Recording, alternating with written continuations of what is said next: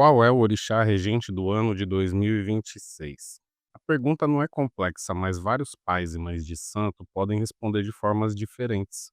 A questão é muito simplificada hoje em dia, mas quem deseja viver a espiritualidade do candomblé de forma plena precisa entender que, primeiramente, o orixá que vai regir a sua vida é o seu. E hoje nós vamos tentar entender juntos o que quer dizer o orixá regente do ano.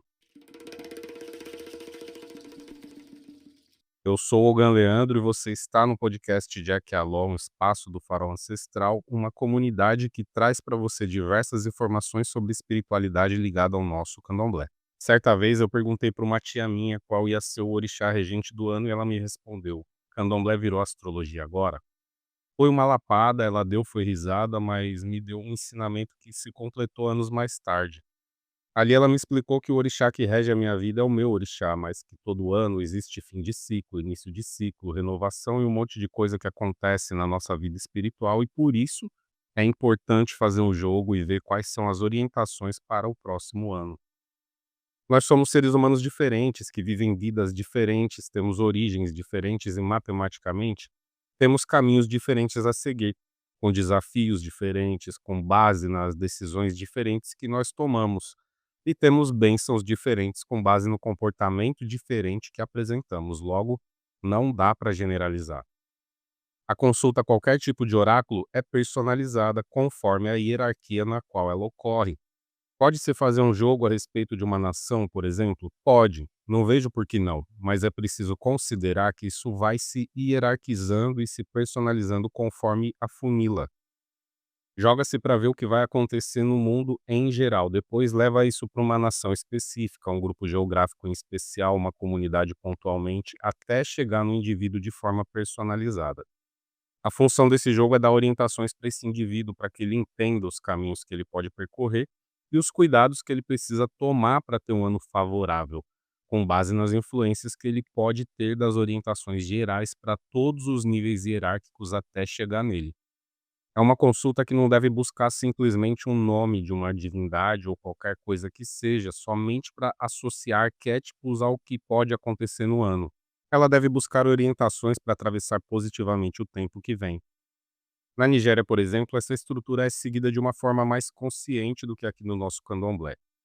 Em Oió, seguindo o Kojodá, o calendário tradicional iorubá, normalmente durante o Festival Internacional de Xangô, é feita a consulta divinatória para o novo ano por meio da ferramenta oracular Orixá Didá, que é um sistema de Erindin-Logum, uma forma de se jogar 16 búzios, onde é revelado o Odu predominante para o ano, e com base nele são feitas previsões e dadas orientações. E lembrando que o Código Aldar não segue o calendário gregoriano que nós seguimos aqui no Ocidente, por isso o Ano Novo Iorubá não coincide com o nosso Ano Novo. E nós temos que considerar que a Nigéria se divide em diversos grupos étnicos e que, por isso, nada impede que outros grupos étnicos que seguem o Exim, Orixá e Bilé, a religião tradicional dos orixás, não façam as suas próprias consultas individualizadas para a sua nação. Depois disso, existem as consultas familiares, que são feitas de diversas formas para trazer orientações específicas para os membros dessas famílias. Finalizando pela consulta individual, em que a pessoa vai buscar orientações específicas para as diretrizes da sua própria vida. Na prática, o nosso candomblé não foge muito disso, porém, nós começamos esse processo seguindo o calendário gregoriano. Normalmente, as pessoas iniciadas ou não iniciadas, mas que têm uma atenção sobre o assunto, pegam a informação sobre o orixá regente do ano e depois partem para fazer seus rituais e muitos os fazem acreditando que agradar esse orixá vai lhes trazer algum tipo de sorte ou prosperidade. O Brasil não reproduz a África, e isso não é um problema desde que a gente saiba o que está fazendo. Então, até aí tudo bem, mas eu particularmente observo alguns ruídos que muitas vezes atrapalham algumas pessoas por falta de atenção. O problema talvez seja uma tentativa de maior independência, onde algumas comunidades descendentes não procuram saber quais são e seguir as orientações que foram dadas pela sua matriz. Acontece que muitas casas de candomblé usam o nome da matriz que originou o seu Ilê Axé como validação ou como marketing, porém, se mantém afastada e não seguindo as diretrizes da sua origem. Ocorre que quando chega o fim do ano, diversos pais e mães de santos saem correndo para fazer o seu jogo de forma individual e muitos deles tendem a usar isso de forma midiática, anunciando o orixá ou os orixás regentes para o novo ano para os seus clientes e seguidores. Então, para você ter uma ideia, anos depois daquela conversa com a minha tia, enquanto eu estudava o idioma Yorubá, eu perguntei para o meu professor se na Nigéria tinha essa questão de orixá regente do ano. E foi quando ele me ensinou tudo isso que eu expliquei agora há pouco sobre como é feito o jogo divinatório lá, para que eles vejam como será o ano que está chegando. O que nós precisamos entender aqui, quando falamos em orixá regente do ano, é que na Nigéria se cultuam 401 orixás. São 200 Irumolé, 200 Ébora e Exu, aqui no nosso candomblé. De origem iorubá, não cultuamos nem 30 orixás e por isso essa explicação do meu professor, que veio com a pergunta dele: como alguém pode afirmar um orixá regente do ano para todo mundo sem conhecer todos os orixás, fez muito sentido para mim na época. As orientações feitas no jogo de búzios aqui remetem a determinado Odu, que faz com que alguns dos olhadores do oráculo atribuam as diretrizes e orientações desvendadas a arquétipos de determinado orixá. Mas isso não quer dizer que seja realmente assim, porque para fazer tal afirmação de maneira categórica seria necessário conhecer profundamente todos os 401 orixás. E até aí tudo bem, mas sempre tem um mais. Eu vejo que essa questão da dinâmica entre Odu e Orixá é o de menos. O grande problema que eu enxergo é na dinâmica entre as famílias.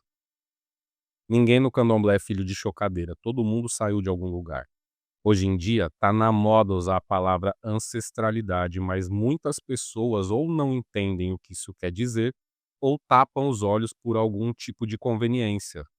Você há de convir comigo que se nós enxergarmos aquele funil do qual eu falei no começo, segue-se uma ordem hierárquica natural de diretrizes e orientações que vão se completando até chegar no jogo individual do ser humano.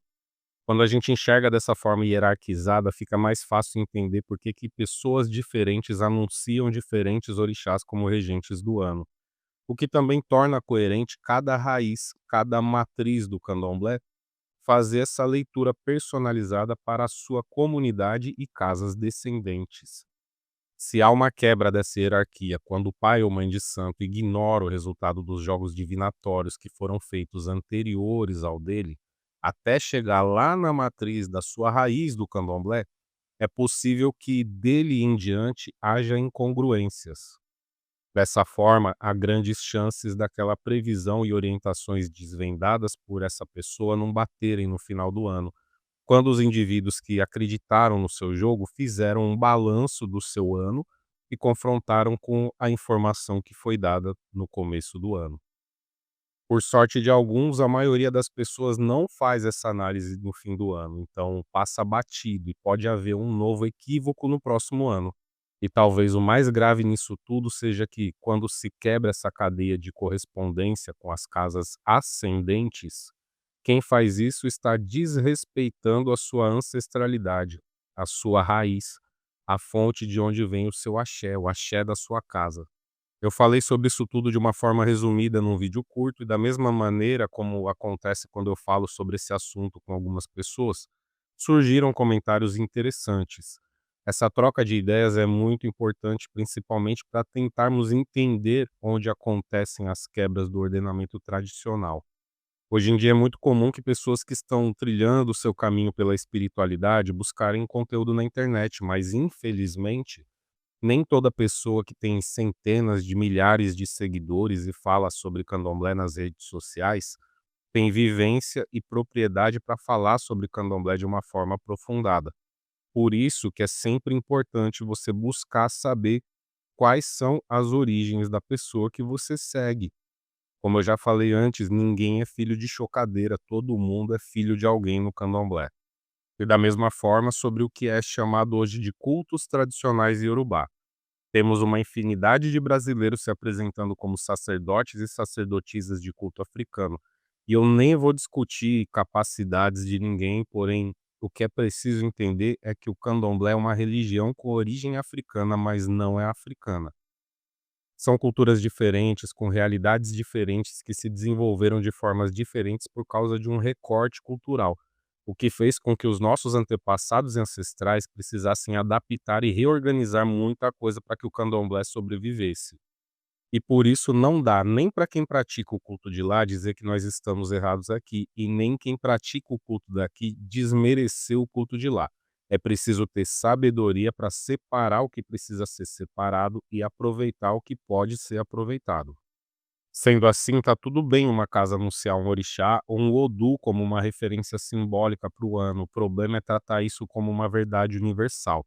O que nos orienta para ter um ano, um semestre, um mês saudável, não é só a consulta, é o contexto e a responsabilidade e principalmente a sabedoria para entender o que fazer com todas essas informações.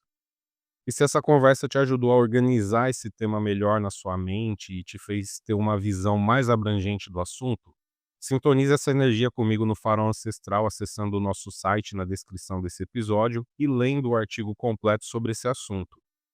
E lembro que eu já falei em outro episódio, nenhum oráculo existe para dizer o que você quer ouvir. Ele está aqui para te aconselhar sobre possibilidades e te alertar sobre as probabilidades relacionadas às suas decisões, podendo te preparar para o que você precisa enfrentar.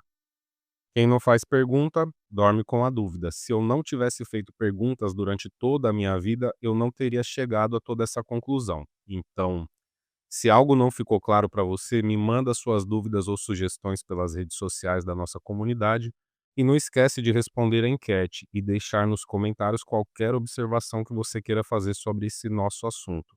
Juntos, vamos fazer um candomblé diferente. Cuide do seu axé.